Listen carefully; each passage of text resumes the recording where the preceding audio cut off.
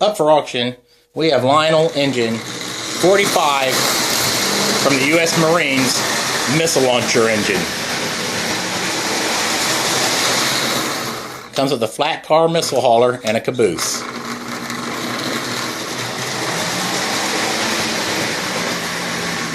It's just a quick video showing you it running. The forward and reverse works great, and the missile launcher also works.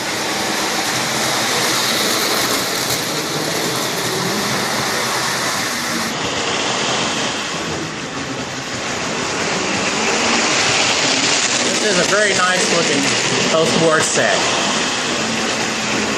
Thanks for watching and good luck bidding on it.